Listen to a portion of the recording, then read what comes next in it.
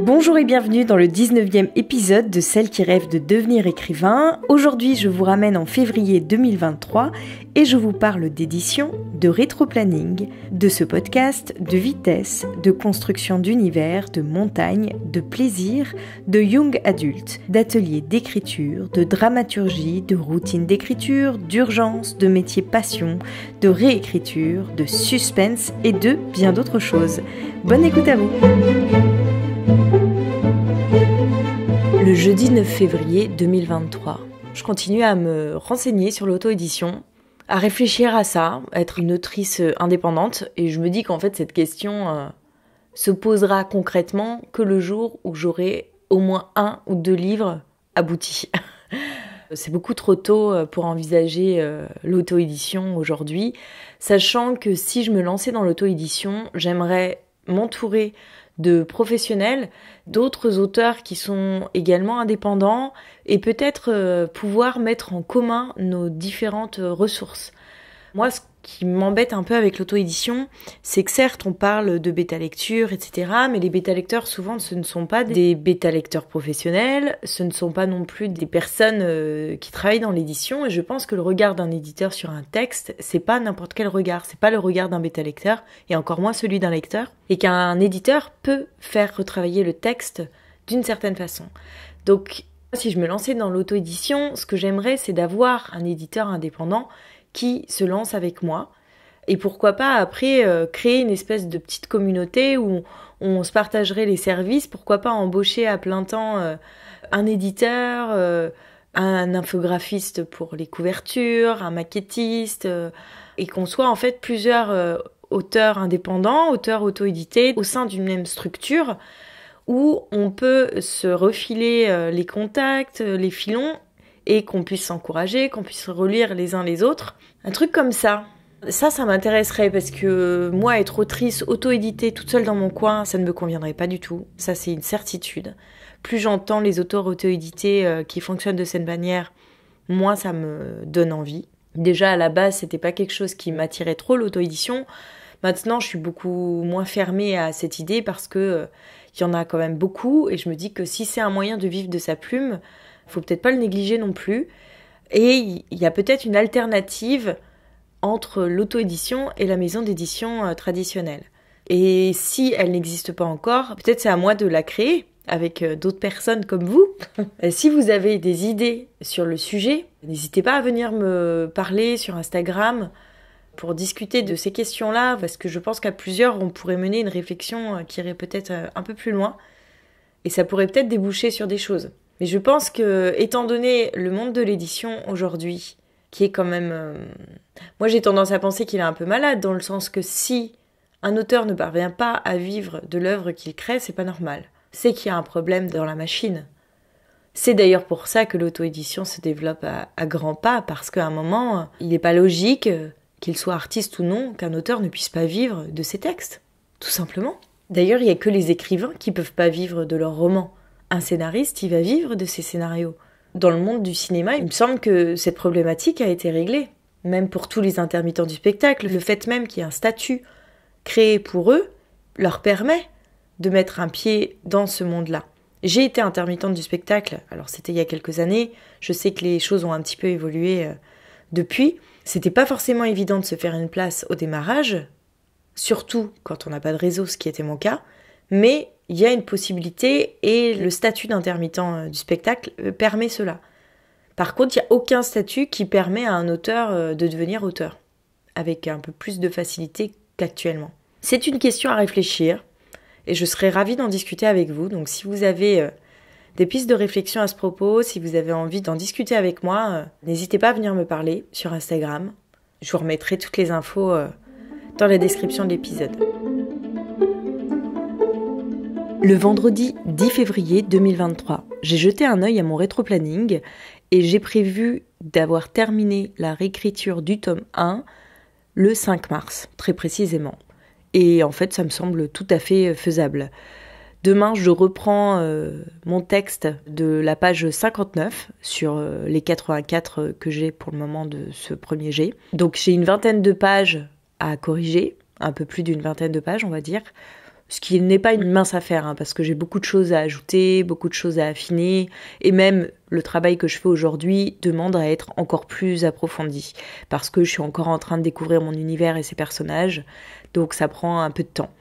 Et à ça se rajoutent 3 ou 4 chapitres à écrire intégralement. J'ai leur déroulé, j'ai le synopsis que j'ai rédigé sous forme de chapitrage, donc je pourrais me baser dessus pour savoir à peu près quel est le déroulé de l'histoire.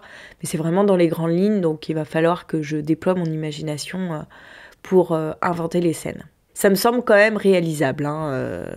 Bon, à ça se rajouter normalement la mise à jour de l'autobiographie de mes personnages principaux, sachant qu'ils sont 5 à peu près, plus le triage de mes notes, mais comme mes notes j'en prends régulièrement et que ça ne fait que s'agrandir, souvent je les trie à la fin de chaque séance de réécriture. Quand j'en ai marre de la réécriture, je passe au tri de mes notes et à la réflexion autour de mon univers. Comme ça me permet de varier les plaisirs autour du travail de mon texte. Je suis en train de me faire la réflexion que mon podcast participe à mon cheminement dans l'écriture. Ça me permet déjà de créer un lien avec vous, de sortir du coup un petit peu de l'ombre, d'avoir des échanges avec certains d'entre vous, et ça c'est vraiment super. Et en plus de ça, ça me permet vraiment de me rendre compte de tout le travail accompli, de réfléchir à ce que je fais. Ça a plein de points positifs ce podcast. Le samedi 11 février 2023, j'ai beau consacrer entre 4 et 5 heures d'écriture chaque jour, mon roman avance à une vitesse, à une lenteur plutôt affligeante. Après, c'est difficile de faire plus, étant donné que je ne gagne pas ma vie.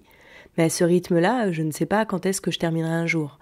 Alors autant j'avance bien sur la réécriture. Là, j'ai retravaillé mon texte jusqu'à la page 67, sur un texte qui en fait maintenant 88. Oui, ça augmente au fur et à mesure, évidemment, puisque j'approfondis chaque scène. J'approfondis aussi mes descriptions, l'ambiance, l'atmosphère. Je précise l'intrigue, etc. Donc ça ne fait que s'augmenter, mais c'est pas très très grave, puisqu'à la base il était pas très long, ce premier jet. Donc ça avance quand même assez vite, mais parallèlement à ça, quand j'en ai marre de la réécriture, je passe à la construction de mon univers, je trie mes notes, ça me donne d'autres idées que je note également. Puis en fonction des endroits où va mon personnage, j'ai besoin d'éclaircir certaines choses, quelle est la faune et la flore, à quoi ressemble le bâtiment dans lequel ils rentrent, qui sont les gens qui habitent là, comment ils vivent, à quoi ils ressemblent, comment ils s'habillent, qu'est-ce qu'ils mangent. Il y a tellement de choses à prendre en compte que c'est un travail qui peut s'avérer infini. Alors après, moi je suis pas Tolkien, je vais pas leur inventer une langue non plus. Il y a des choses sur lesquelles je vais pas me pencher. Je suis en train de lire un livre en ce moment qui explique justement comment construire un univers et il est dit dans ce bouquin, je vous mettrai les références dans les notes de l'épisode, il est dit dans ce bouquin que si on veut inventer des mots, il faut que ça corresponde à des choses qu'on ne connaît pas dans notre monde. Je vais pas m'amuser à inventer le nom d'un animal si cet animal est en tout point similaire à quelque chose de commun à mon monde. Au début, je me disais, vu que c'est un autre monde, il faut que tout que j'invente. Il faut que les saisons soient pas les mêmes, il faut que le climat soit différent, il faut que même le soleil ne soit pas le même. Et là, d'un coup, ça devient tellement complexe que je pense que je me perdrais un peu à faire ça. Donc je pense que je vais quand même adapter mon univers à des lois de notre monde, parce que sinon je vais pas m'en sortir. Donc peut-être que le calendrier sera pas exactement le même, peut-être que le climat sera un petit peu différent. Par exemple, on peut voir dans Game of Thrones, les saisons durent sur des dizaines et des dizaines d'années. Par contre, dans l'Assassin Royal, les saisons correspondent aux saisons qu'on connaît chez nous. Et en fonction des lieux dans lesquels se situe l'histoire, il y a des lieux qui sont situés plus au sud, d'autres plus au nord. Et donc qui vivent dans des conditions qui leur sont propres. Ça correspond beaucoup aux lois de notre univers. Je n'ai pas encore déterminé comment j'avais envie de mettre ça en place. À un moment, je me suis dit qu'il fallait peut-être que le soleil ne se couche jamais, si tant est que cet univers soit éclairé par un soleil, parce que j'avais une autre idée pour l'éclairage. Mais j'ai l'impression que je pars super loin et que c'est pas vraiment ça qui m'intéresse. Moi, j'ai envie de raconter une histoire qui se passe dans un monde inventé. Après, j'ai pas non plus envie que ce monde défie complètement les lois de l'univers connu, même si évidemment, je pourrais me le permettre étant donné qu'il s'agit d'un univers imaginaire. C'est très intéressant de faire ça, Ça me permet de travailler mon imagination comme ce n'était plus arrivé depuis longtemps. Alors c'est sûr que je travaille beaucoup moins sur mon écriture, sur la qualité de mon écriture, mais j'ai l'impression que c'est un aspect que j'ai tellement travaillé sur l'Inde de Suraj que je suis arrivée à un stade tout à fait correct. Alors après, je ne dis pas que je ne le retravaillerai jamais, hein. Je pense qu'on peut améliorer son écriture tout au long de la vie, mais là, pour ce texte, ce n'est pas ma priorité. J'ai plutôt envie de travailler sur ce qui a péché lors de mes précédents romans et sur ce dont je me suis moins préoccupée, c'est-à-dire travailler avec mon imagination autour de la structure narrative en reprenant les grands préceptes de cette structure, de la narration. La semaine prochaine, le 15 février, j'ai rendez-vous avec l'école d'écriture Les Mots pour 2 ateliers. L'entretien pour mon diagnostic éditorial autour de l'Inde de Suraj et une vidéoconférence autour de cet atelier qui va m'accompagner pour écrire et terminer mon roman que j'ai choisi de suivre pour l'essai comique sur les hommes de ma vie. Alors je me dis que il va falloir sans doute que j'abandonne ce roman de fantasy, enfin pas que je l'abandonne mais que je le mette de côté dans les prochains mois parce que je vais à nouveau me replonger, si ce n'est dans l'Inde de Suraj, au moins dans l'essai comique, parce que c'est sur ce texte que je vais travailler tout au long de l'année. Je ne pourrai pas me projeter dans la publication, dans l'édition, tant que je n'aurai pas un texte abouti duquel je sois certaine. Alors, est-ce qu'on peut vraiment être certain d'un texte ? J'en doute un peu, mais on peut quand même sentir quand il a une forme aboutie. Même s'il n'est pas parfait, il peut correspondre aux attentes des éditeurs. Là, dans mon roman L'Inde de Suraj, puisqu'a priori il manque un élément essentiel, j'ai arrêté mes envois. Ça sert plus à rien de l'envoyer parce que, en l'état, il ne sera recevable nulle part. À part si un éditeur voit le potentiel de mon texte. Mais là, c'est vraiment préjugé de quelque chose qui arrive, à mon avis, très rarement. Ça peut arriver, hein. Je dis pas, hein. Je suis sûre que parfois, si un éditeur a un coup de cœur sur un texte, il va faire travailler l'auteur. Mais pour un auteur débutant, c'est vraiment prendre des risques de partir sur ce postulat de départ.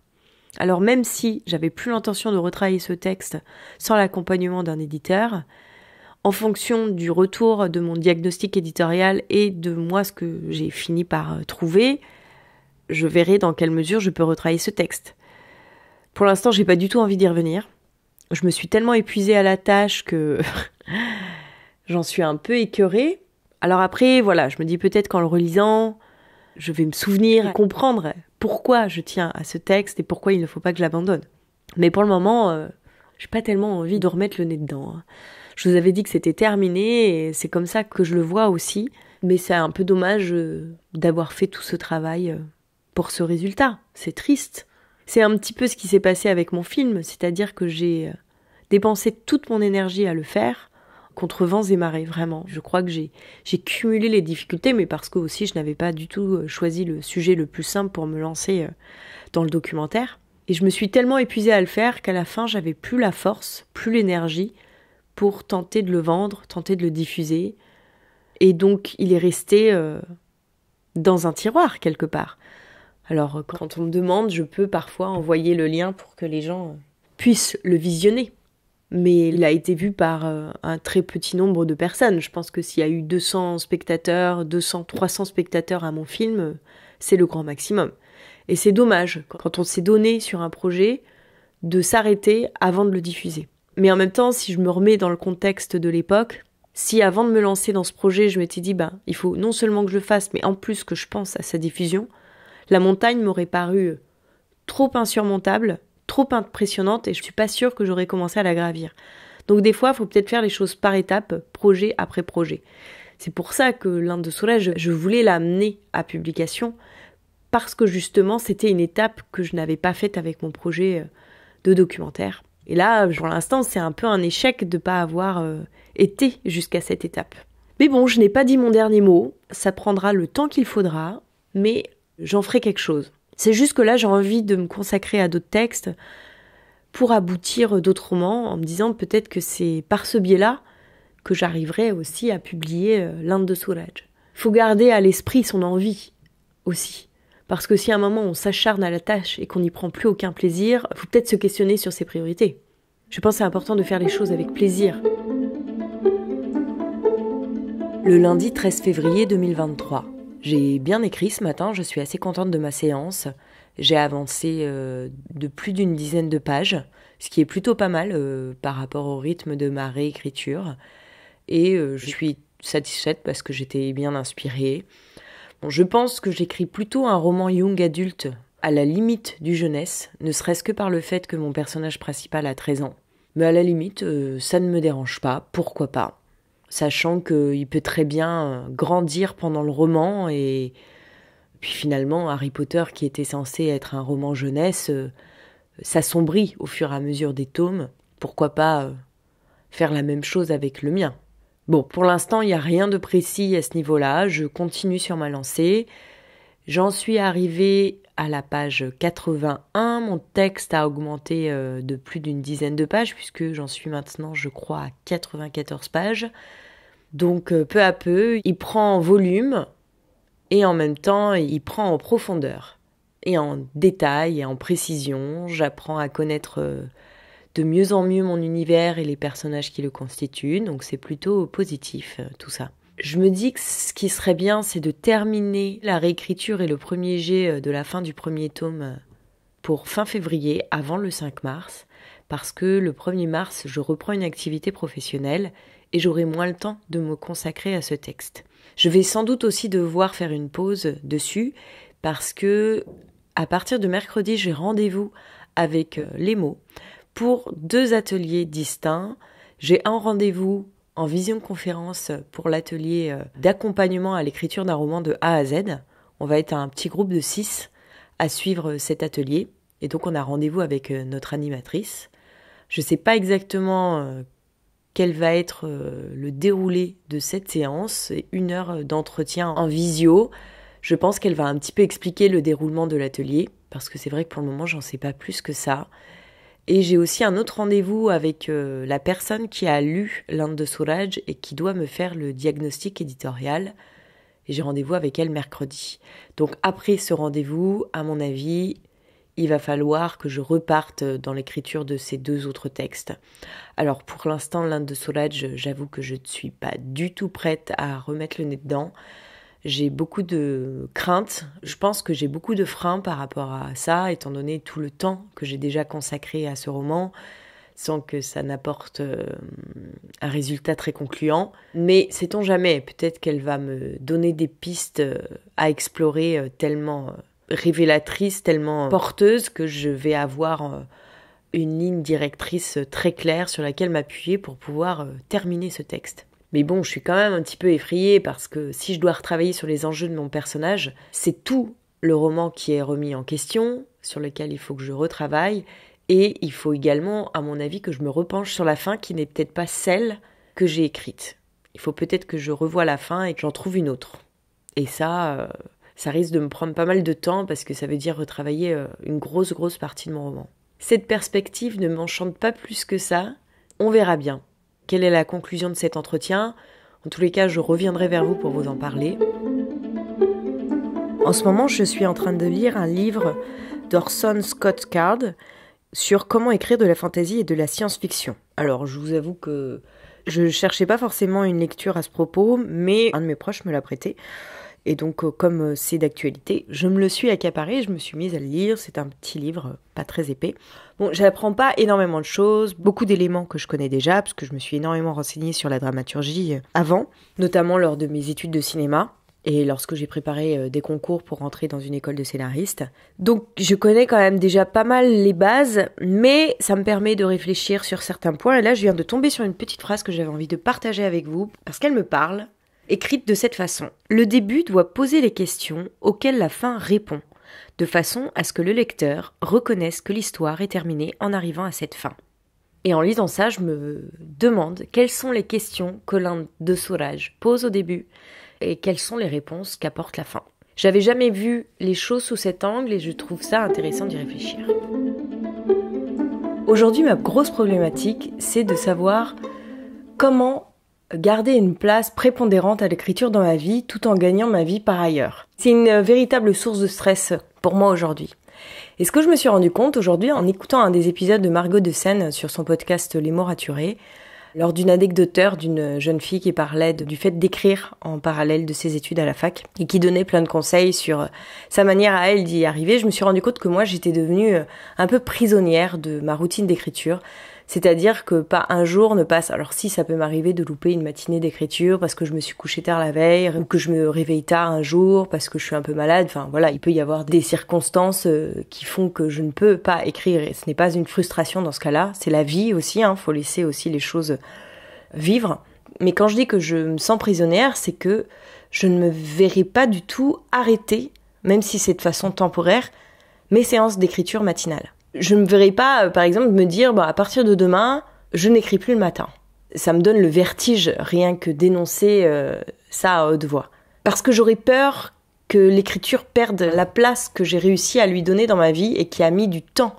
Alors quand j'étais petite, j'écrivais quand ça me chantait et j'écrivais plutôt beaucoup, mais de façon naturelle et pas avec un but très précis, même si je crois me souvenir que je rêvais d'être publiée toute jeune, parce que je me disais que plus on était un auteur jeune, et plus c'était extraordinaire d'être repéré par une maison d'édition, parce que forcément, c'est un peu le phénomène de foire. Mais j'y croyais pas trop, en même temps. J'en rêvais, mais sans y croire. D'ailleurs, j'ai jamais fait aucune démarche dans ce sens-là. Quand j'ai écrit des textes que j'ai aboutis, je les ai retravaillés, et puis j'ai fini par arrêter la réécriture, parce que ça me semblait pas indispensable d'aller jusqu'au bout d'un texte. Parce qu'il ne fallait pas absolument que je l'envoie en maison d'édition. Ça n'a jamais été mon objectif d'envoyer un texte en maison d'édition. Même si je rêvais qu'une maison d'édition me repère, je ne sais pas comment elle aurait pu me repérer si je n'envoyais pas mon roman, mais bon, je n'envoyais pas mes textes. Est-ce que mon entourage proche me disait que il était trop tôt pour se faire ? Est-ce que c'était moi qui n'y pensais pas ? Je ne me rappelle pas, mais en tous les cas, c'était comme ça.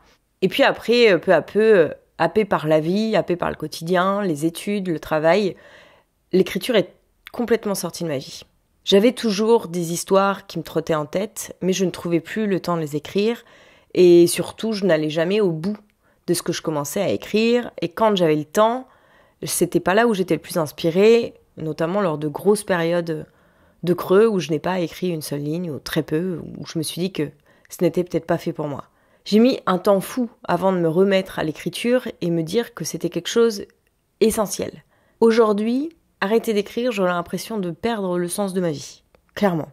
C'est devenu à ce point-là important pour moi. Et j'ai mis tellement de temps aussi à trouver mon rythme de croisière, ma routine, que d'arrêter cette routine pour essayer d'écrire à d'autres heures de la journée, j'arrive pas. Alors, c'est peut-être pas très grave en soi, mais je peux pas me dire, allez, ce matin, je dors un peu plus, mais par contre, ce soir, je vais écrire jusqu'à un peu plus tard.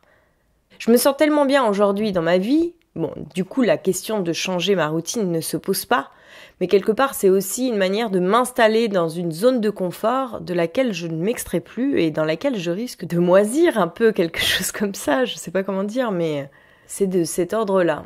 Aujourd'hui, mes soirées sont consacrées à la détente, et quand je dis détente, c'est une détente active, puisque j'en profite pour lire des livres. La plupart des livres que je lis de 20h à 22h, et je prends des notes sur mes lectures, donc c'est pas de la détente pure, ça me semble faire partie du travail de l'auteur. Et puis parfois il m'arrive aussi de regarder des films, et quand je peux, c'est plus rare, je prends également des notes sur les films que je vois. J'essaye d'en tirer une critique, qu'est-ce qui m'a plu, qu'est-ce qui m'a pas plu, qu'est-ce qui marche, qu'est-ce qui fonctionne pas. Ce genre de choses pour un peu comprendre la structure narrative et tout ça. Et le matin est donc consacré à l'écriture. À tel point qu'il m'arrive d'éviter de sortir le week-end pour être fraîche le lendemain matin pour pouvoir écrire. Toute ma vie s'organise autour de ces séances d'écriture matinale. Alors si j'arrive à en faire abstraction quelquefois, quand je pars voir des amis, quand je suis dans ma famille, quand j'ai des amis qui viennent me voir, j'ai beaucoup de mal à ne pas faire ces séances. Il y a une espèce d'urgence aujourd'hui, une urgence d'atteindre un certain but. Peut-être que c'est lié à l'âge que j'ai. J'approche de la quarantaine et je me rends compte que j'ai jamais réalisé aucun des rêves auxquels j'aspirais. J'ai fait des tentatives, mais qui n'ont pas été très fructueuses. Et aujourd'hui, je me retrouve prisonnière de mon écriture et complètement perdue sur ce que je dois faire dans ma vie par ailleurs pour arriver à pas m'en extraire, parce qu'en même temps, c'est trop important pour moi, pour m'en passer, mais arriver à me détendre Oui, c'est plus de cet ordre-là.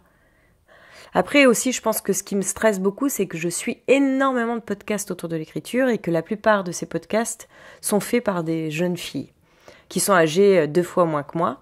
Et donc, elles ne sont pas du tout au même stade dans leur vie que moi. Et j'ai toujours l'impression qu'elles avancent beaucoup plus rapidement que moi, qu'elles se mettent moins la pression. Mais parce que je pense aussi que leur âge fait qu'il y a moins d'urgence à se réaliser dans l'écriture. Et le fait qu'il y ait moins d'urgence, il y a moins de tension, moins de pression, et les choses coulent plus facilement. Et de cette manière, les choses arrivent. Alors que moi, je m'acharne, je lâche pas la bride, et ça manque un peu de souplesse tout ça. Mais pour l'instant, j'ai pas la réponse sur comment faire autrement. Si vous avez des pistes de réflexion là-dessus, à partager avec moi, je suis preneuse. J'aimerais beaucoup en discuter avec vous, si cette problématique vous parle. Donc n'hésitez pas à m'envoyer des petits messages via Instagram @AureliaHorner. Je vous mets de toute façon toutes les infos à chaque fois. Toutes les références que j'évoque dans mes podcasts sont en description en dessous de chaque épisode. Ah oui, puis autre chose que je voulais dire par rapport à ça, c'est que je me sens un peu une extraterrestre vis-à-vis de mes proches par rapport à ma passion avec l'écriture. J'ai personne dans mes proches qui sont aussi passionnés par ce qu'ils font et qui donnent une telle priorité à une de leurs passions. Et du coup, c'est compliqué parce que je me sens pas tellement comprise par rapport à ça, donc du coup, pas tellement soutenue. Personne ne comprend que je n'arrive pas à trouver une activité professionnelle épanouissante, parce que pour trouver une activité professionnelle épanouissante, il faudrait que je puisse avoir assez de temps pour écrire. En gros, étant donné que je consacre déjà une 20aine d'heures à l'écriture par semaine, mon activité professionnelle, si je veux pas dépasser les 35 heures, en fait, il faudrait que je travaille à mi-temps, voire même à tiers-temps. Mais sauf que travailler à tiers-temps pour avoir un salaire de misère, c'est pas très motivant non plus. Vous avez des idées, vous, des métiers que je pourrais faire compatibles avec l'écriture ? Aujourd'hui, je me dis que peut-être je serais prête à redevenir intermittente du spectacle. Mais sauf que ça fait tellement longtemps que je n'ai plus travaillé dans le domaine. J'ai perdu tout mon réseau, tous mes contacts. Je sais peut-être même plus comment ça se passe aujourd'hui. Et puis comme il s'agit de métier passion, faut vraiment jouer des coudes pour y arriver. Et aujourd'hui, j'ai pas l'énergie pour ça. Pas pour trouver un travail. J'ai l'énergie pour me battre, pour pouvoir écrire, pour essayer de mener à bien mes projets. Mais alors pour trouver un métier juste pour gagner de l'argent, j'ai aucune énergie. Et la plupart du temps, les métiers un peu passion ou passionnants sont des métiers pour lesquels il faut se battre pour y arriver. Donc les métiers qui me restent, ce sont des métiers lambda, pas forcément passionnants, qui me permettent juste de gagner le strict minimum. Et c'est vrai que ça ne m'enthousiasme pas, hein. Ça donne pas du tout envie de se lever le matin. Le mardi 14 février 2023, j'avance à grands pas dans ma réécriture, d'un chapitre par jour à peu près. Parfois, je commence par relire le chapitre sur lequel j'ai travaillé la veille et je continue, mais pas toujours. Quand j'en ressens pas le besoin, je ne le fais pas. Par exemple, ce matin, je n'ai pas relu ce que j'avais réécrit la veille, ou juste un tout petit bout, histoire de me remettre là où j'étais, mais pas plus. J'arrive vers les chapitres que je vais devoir beaucoup retravailler. Mon texte fait à présent 97 pages, ce qui représente plus de 5000 et quelques mots. J'ai tout le déroulé de mon histoire en tête, que j'ai écrit dans un synopsis qui ressemble plus d'ailleurs à un chapitrage, où je détaille chapitre après chapitre ce qu'il se passe dans toute l'intrigue. La question que je me pose, c'est est-ce que ce premier tome va être assez intriguant ? Alors intriguant, oui, mais est-ce qu'il y aura assez de suspense pour tenir le lecteur en haleine ? Ça, c'est une grande question que je me pose. J'ai peur que sous ce tome ne soit qu'une présentation de la situation initiale, là où je mets en place tous les jalons de l'intrigue future. Ce qui risque d'ennuyer un lecteur, en fait. D'autant plus si c'est à destination d'un public jeunesse ou young adulte qui ont besoin que les choses avancent vite. Je sais pas, j'arrive pas trop à me rendre compte par rapport au rythme de mon histoire. Je laisse ces inquiétudes de côté pour le moment, il est trop tôt pour m'en inquiéter. J'ai un fil d'intrigue que je ne sais pas encore si je vais garder ou non. Il s'avère en fait qu'à un moment mon personnage est blessé et je ne sais pas si j'ai envie qu'il y ait des suites à cette blessure ou pas. Est-ce que ça va apporter quelque chose à l'intrigue ou non ? Et qu'est-ce que ça va apporter à l'intrigue ? Je n'en sais rien, je ne sais pas comment je vais écrire la suite et si ça peut servir ou pas mon intrigue. Pour l'instant, je laisse, mais il se peut que je supprime cet élément qui sera qu'une surcharge finalement pas très importante pour la suite de l'intrigue. Je me passionne toujours autant par l'exercice, donc ça c'est plutôt positif. Demain, j'ai mon rendez-vous avec l'école d'écriture Les Mots pour mes 2 autres textes. Donc ma séance matinale va en être un peu perturbée. Peut-être que je vais me préparer à ces entretiens. Je ne sais pas du tout de quoi il va retourner, en fait. Donc on va voir ça. Je vous ferai un retour, de toute manière. Et puis samedi prochain, j'ai également pris rendez-vous pour un atelier d'écriture, mais à distance. Alors moi qui cherchais à rencontrer des gens de mon coin, qui écrivent, c'est raté, c'est encore une fois à distance et je pense que voilà, c'est pas du tout la même chose que de se retrouver en présentiel. Je vais faire avec ce que j'ai pour le moment. On verra bien à l'avenir comment les choses évoluent. C'est tout pour aujourd'hui, on se retrouve dès la semaine prochaine, même jour, même lieu, même heure, vendredi à 18h sur votre plateforme de podcast préférée. Si vous avez aimé cet épisode, n'hésitez pas à le partager autour de vous et à laisser un commentaire et des étoiles sur les plateformes qui le permettent. Merci à ceux qui m'envoient des petits messages de temps en temps, ça me fait toujours très plaisir de savoir qu'il y a quelqu'un qui m'écoute de l'autre côté du micro, ça parle quand même plus que des statistiques. Alors n'hésitez pas à m'écrire vous aussi via Instagram @AureliaHorner. Un grand merci en tous les cas pour votre écoute, bonne semaine à vous et à très vite.